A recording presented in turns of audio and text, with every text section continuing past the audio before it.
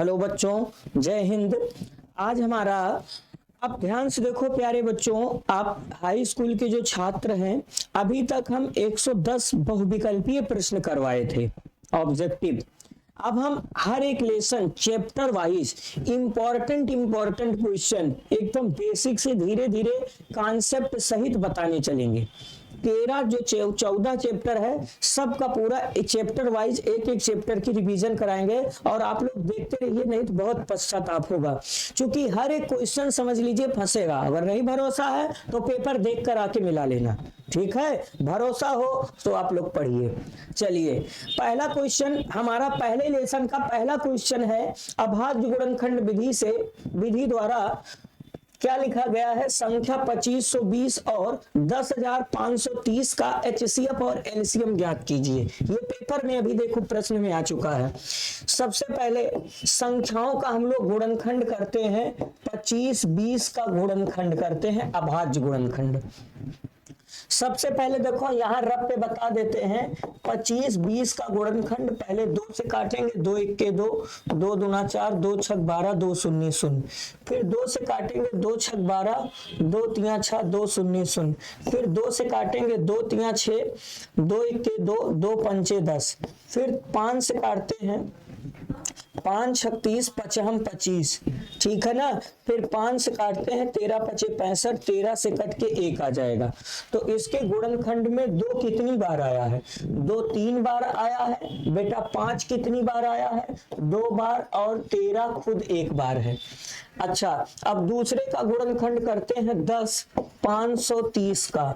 इसका गुणनखंड करो, रफ पे ही गुणनखंड यहाँ पर कर रहे हैं।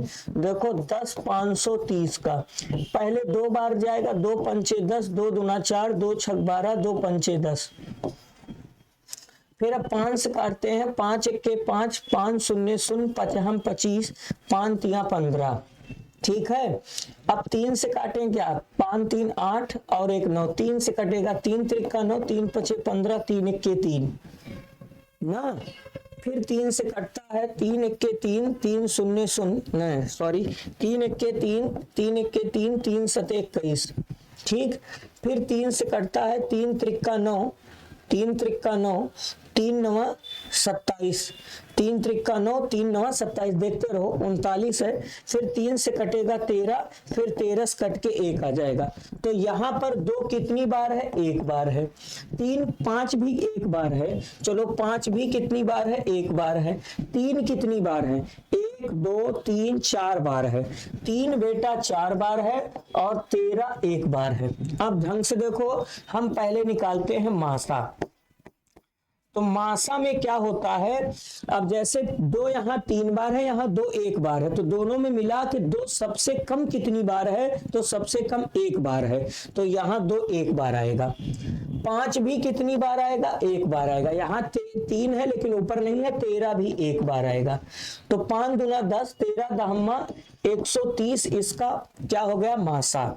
अब हम बात करते हैं लासा की। तो लासा में सबसे बड़ी डिग्री 2 3 बार आएगा, 5 कितनी बार आएगा? 2 बार आएगा, और 3 4 बार आएगा, और 13 1 बार आएगा। प्यारे बच्चों, आपसे रिक्वेस्ट है कि इसका गुणा करके इसका आप लोग आंसर लिख लेना, ठीक है। तो ये बहुत प्यारा प्रश्न है। सबसे पहले आपको इसका गुणनखंड करना, उसके बाद लासा और मासा निकाल देना है। अगले प्रश्न पे आइए। ये है, यदि 306 तथा 13 14 का HCF 18 है तो उसका LCM क्या होगा? देखो, हम लोग पढ़ते हैं कि पहली संख्या, हम लोग पढ़े थे कॉन्सेप्ट में, पहली संख्या गुणे दूसरी संख्या, पहली संख्या गुणे दूसरी संख्या बराबर क्या होता है? बराबर होता है LCM, और गुणे क्या होता है? HCF होता है। ये आप लोगों को बताया गया था। पहली संख्या इसमें क्या है? पहली संख्या है 306, दूसरी संख्या है 13 14, बराबर LCM हमको नहीं पता है, और HCF है इसका 18। तो यहां से LCM बराबर क्या हो जाएगा? 306 गुणे 13 14 भागे कितना हो जाएगा? 18। अब प्यारे बच्चों 18 से भाग कर देते हैं और इसको समझते हैं। ठीक है ना। 18 से भाग करो, देखो 306 में 18 से भाग करो, 18 के 18 कितना बचा यहाँ से 12 2 ना, 18 सत्ते 126 होता है क्या, 7 8 56 के 6 7 5 12 सत्ते हुआ। तो इसको जब कैंसिल करेंगे, जब इसको हम कैंसिल करेंगे तो यहाँ 17 आ जाएगा। फिर उसके बाद 17 गुणे 13 14 का बेटा गुणा कर देंगे। देखो गुणा कर रहे हैं, 17 चौका 68 के 8 कैरी हुआ 6, 17 के 17 और 17 6 23 के 3 कैरी हुआ 2, 17 तो 51 2 53 के 3 5 और 17 5 कितना हो जाएगा 22। इस प्रश्न का क्या हो जाएगा, आंसर हो जाएगा। ठीक है, चलिए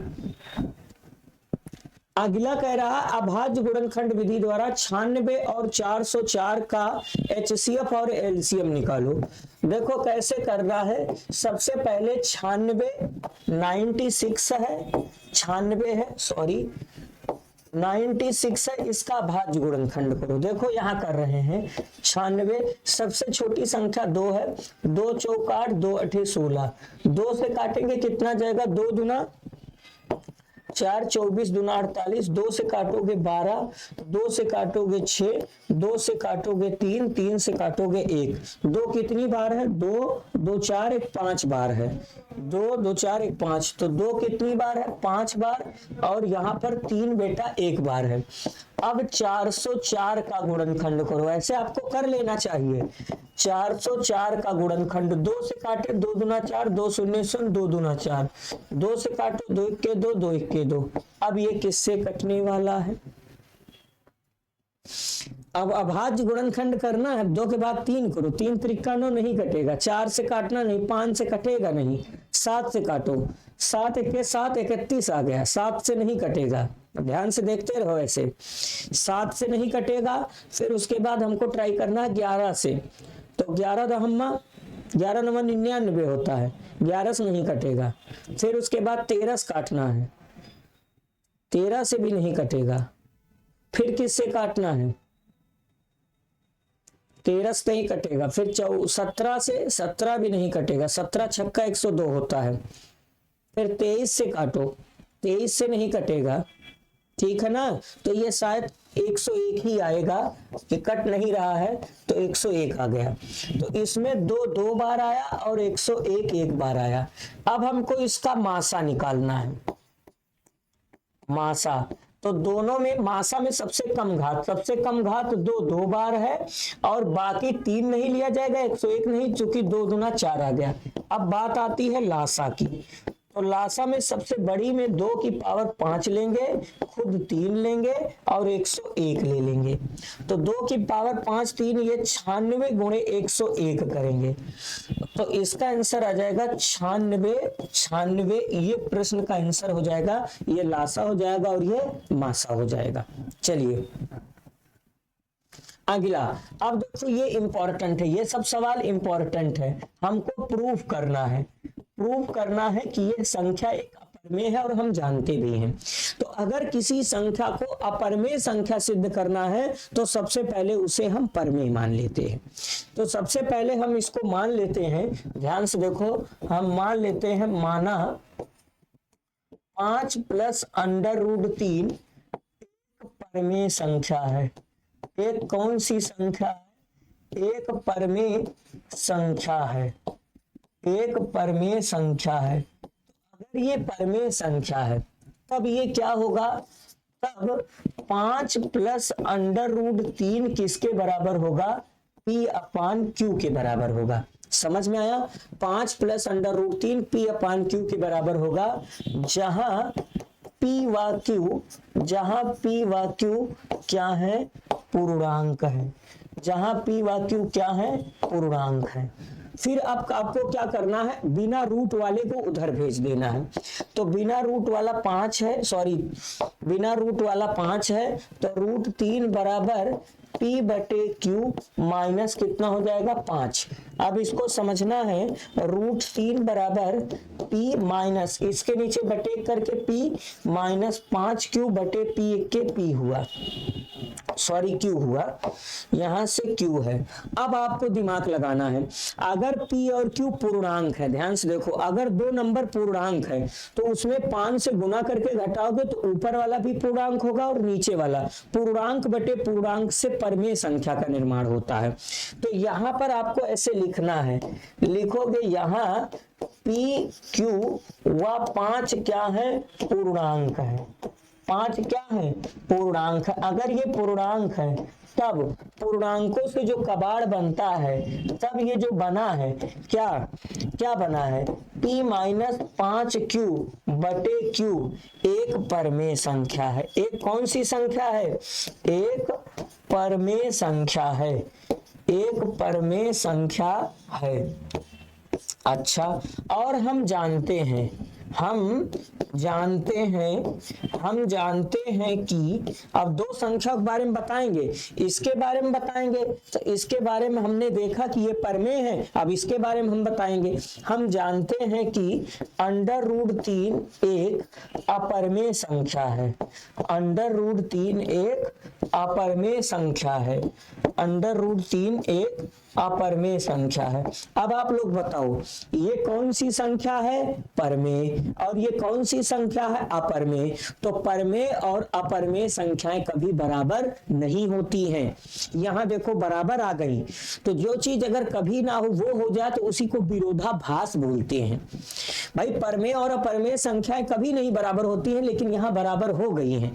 तो यहां एक विरोधाभास प्राप्त हो रहा है जो हमारी गलत कल्पना के कारण है। क्योंकि इसके पास दो ही ऑप्शन था, या तो ये परमेय होता और या तो ये अपरमेय होता। जब हम परमेय मान रहे हैं तो हम गलत रास्ते पर भटक जा रहे हैं, हमारे गणित का नियम गलत हो जा रहा है। इसका मतलब परमेय वाला रास्ता गलत है, तो इसके पास ऑप्शन बचेगा अपरमेय होने का। तो इस प्रकार ये संख्या अपरमेय हो जाएगी। समझ में आया? फिर से देखो, इसको हमको अपरमेय संख्या सिद्ध करना था, हम इसे परमेय मान लेंगे। अगर ये परमेय होगी तो ये p अपान q की जैसी होगी। पढ़े थे, चाहे p अपान q कहो और चाहे a अपान b कहो। तो p अपान q में जहां p q पूर्णांक होंगे, p q क्या होंगे, पूर्णांक होंगे। और बिना रूट वाले को इधर भेज के इसको हल किए। अब हमारे पास दो संख्याएं दिख रही हैं, एक राइट में और एक लेफ्ट में। राइट वाला परमेय है और लेफ्ट वाला अपरमेय है। परमेय और अपरमेय संख्याएं कभी बराबर नहीं होती हैं, लेकिन हुई यहां।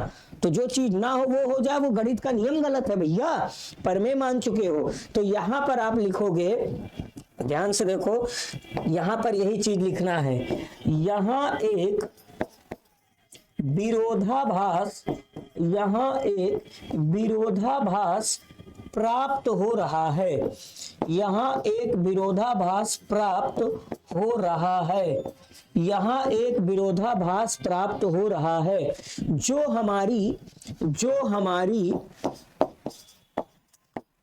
हमारी गलत कल्पना के कारण है, जो हमारी गलत कल्पना के कारण है, जो हमारी गलत कल्पना के कारण है।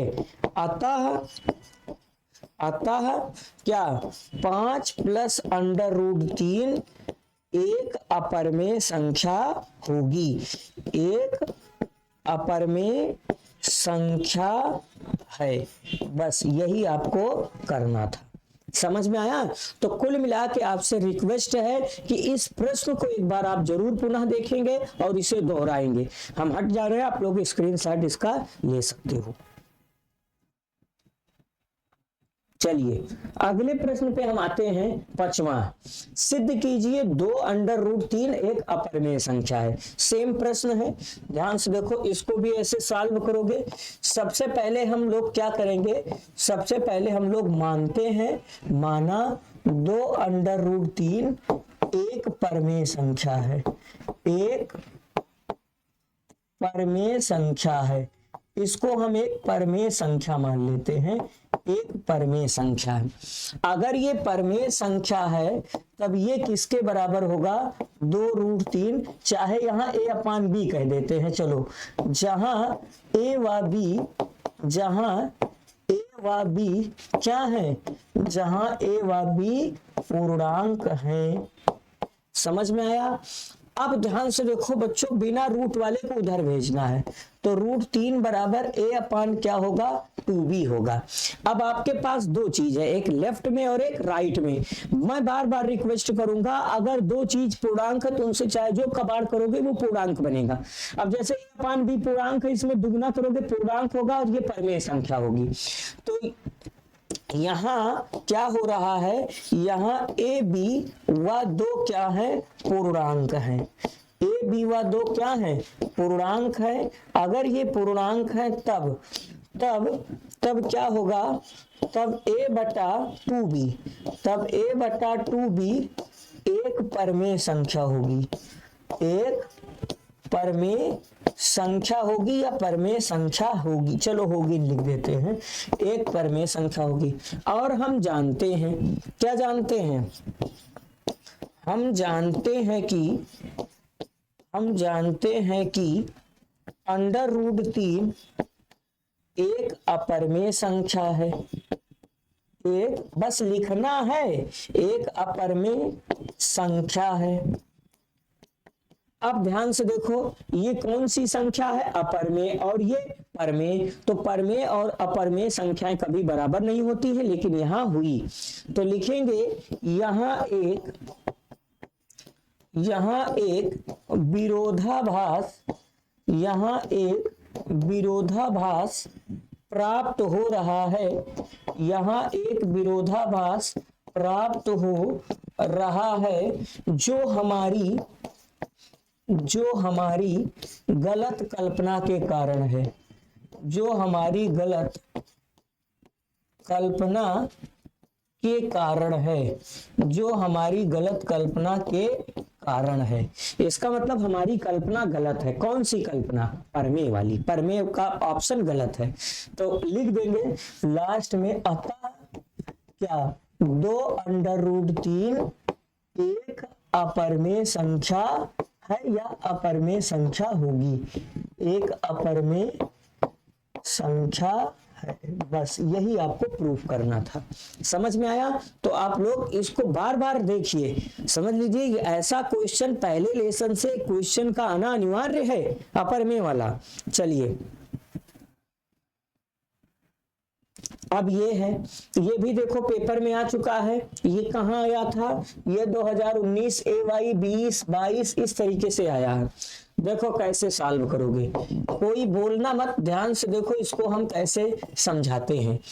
हम पहले मान लेते हैं, माना √3 एक परिमेय संख्या है, एक परिमेय संख्या है। अगर ये परिमेय संख्या है तब ये किसके बराबर होगी, तब √3 किसके बराबर होगा, a/b के बराबर होगा। अब बोल देते हैं, जहां ध्यान से देखो, जहां a व b पूर्णांक है, क्या है पूर्णांक है, व इनका उभयनिष्ठ गुणनखंड, इनका उभयनिष्ठ गुणनखंड एक होगा या एक है, इनका उभयनिष्ठ गुणनखंड एक होगा या एक है, एक होगा। इसे हम कथन ए मान लेते हैं। एक बार हम फिर से समझा देते हैं, ये उभयनिष्ठ गुणनखंड का मतलब क्या होता है। उभयनिष्ठ गुणनखंड का मतलब कोई संख्या परिमेय, अच्छी परिमेय संख्या कब होगी, जैसे 2/3 ये अच्छी है, क्योंकि 2 से कटेगा, 3 से नहीं कट रहा, इनका दोनों का उभयनिष्ठ गुणनखंड 1। लेकिन अगर हम 4/6 कर दे, अब इनका उभयनिष्ठ गुणनखंड 2 है, क्योंकि यहाँ 2 दूना 4, 2 तिया 6, ये चीज हो रहा है। तो ए और बी अब कट के एकदम कंप्लीट हो चुके हैं, अब ये किसी से नहीं कटेंगे, इसीलिए इनका उभयनिष्ठ गुणनखंड क्या है, 1 है। चलिए अब आप लोग ढंग से फिर से देखोगे। अब आप वर्ग हटाने के लिए, रूट हटाने के लिए वर्ग करोगे, तो 3 बराबर a²/b² होगा। इसको इसी मेथड से लगाना, बहुत लोग इसको मतलब शार्ट कर देते हैं। इसके नीचे बटे 1 मान के क्रॉस मल्टीप्लाई करोगे, a² बराबर 3b², कहानी 1 हुआ। तो अगर मान लिया जाए कोई संख्या यहाँ है और मान लिया जाए यहाँ पर 3 है और ये कोई संख्या है, तो अगर किसी संख्या के गुणनखंड में 3 है तो वो 3 जो है ना इस वाले संख्या को विभाजित करेगी, तो यहाँ 3a² को विभाजित करेगा। अगर 3a² को विभाजित करेगा तो 3a को भी विभाजित करेगा। तो लिखेंगे यहाँ, ध्यान से देखो, यहाँ 3a² को विभाजित करता है, 3a² को विभाजित करता है। अगर 3a² को विभाजित करता है तब 3a को भी विभाजित करेगा, विभाजित करेगा। इसको हम कथन बी मान लेते हैं, एक स्टेटमेंट है। अब ध्यान से देखो, अगर कोई संख्या किसी संख्या को विभाजित करती है, जैसे अगर 3a को विभाजित करेगा तो a बराबर 3k लिख देंगे गुणनखंड। अभी 3a² को यहाँ कर रहा था जब खंड में लिखा, अब यहाँ पर देखो 3a को विभाजित करता है, अगर 3a को विभाजित करता है तो a बराबर 3 गुणे कुछ होगा, तो कुछ की जगह k मान लेते हैं। तो यहाँ पर क्या हो रहा है, फिर से एक चीज लिखेंगे, चूंकि 3a को विभाजित कर रहा है, चूंकि 3a को विभाजित कर रहा है, अगर विभाजित कर रहा है तब जानते हो क्या होगा, तब a बराबर 3k होगा, 3k होगा ना। और इसका मान, और a बराबर 3 के समीकरण 1 में ना, समीकरण 1 में रखने पर, समीकरण 1 में रखने पर आप लोग देख लीजिए, समीकरण 1 में रख देते हैं, ठीक है ना। नए पेज पे ध्यान से देखो, समीकरण 1 में जहां a है वहां 3k रख देंगे। ध्यान से देखो, जहां a था वहां 3k रखोगे तो 3k का स्क्वायर हो जाएगा, क्योंकि a का स्क्वायर है और यहाँ 3b² है। बर करोगे 3 त्रिका 9k² बराबर 3b² होगा, 3 से काटोगे तो 3k² बराबर b² हुआ, आगे पीछे करोगे तो b² बराबर 3k² आ गया। अब देखो, अब 3b को विभाजित करेगा कि नहीं, फिर वही स्थिति आ गई गुणनखंड में। तो यहाँ क्या हो रहा है, फिर से लिख देते हैं, यहाँ 3b को विभाजित करेगा, b² को भी करेगा तो b को भी करेगा, को विभाजित करेगा, 3b को विभाजित करेगा। अब ध्यान से देखो, इसे कथन सी मान लेते हैं। अब आपसे बच्चों रिक्वेस्ट है और आप लोग इसको देखो और समझने की कोशिश करो। देखो समीकरण, देखो जो आपका कथन 2b था, कथन b में 3 किसको विभाजित कर रहा है, a को। ध्यान से देख लो एक बार, यहां देखो 3 किसे विभाजित कर रहा है, 3a को विभाजित कर रहा है, और यहां जो है 3b को विभाजित कर रहा है। तो कथन b व c से 3a और b दोनों को विभाजित कर रहा है। तो अगर 3a को विभाजित कर रहा है, 3b को विभाजित कर रहा है, तो ab का उभयनिष्ठ गुणनखंड क्या होगा, 3 होगा। AB का उभयनिष्ठ गुणनखंड 3 होगा। और कथन A में AB का उभयनिष्ठ गुणनखंड क्या था, 1 था। पहले 1 बोल रहे हो, अब 3 बोल रहे हो, तो इसी स्थिति को विरोधाभास के नाम से जानते हैं। तो यहां पर हम लिखते हैं कथन, ध्यान से देखो, कथन B व C से, कथन B व C से A तथा B का उभयनिष्ठ गुणनखंड, A तथा B का उभयनिष्ठ गुणनखंड, उभयनिष्ठ गुणनखंड,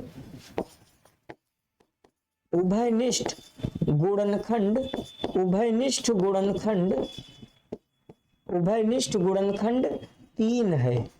जो कथन ना, जो कथन A के विपरीत है, क्यों, क्योंकि कथन A में 1 था।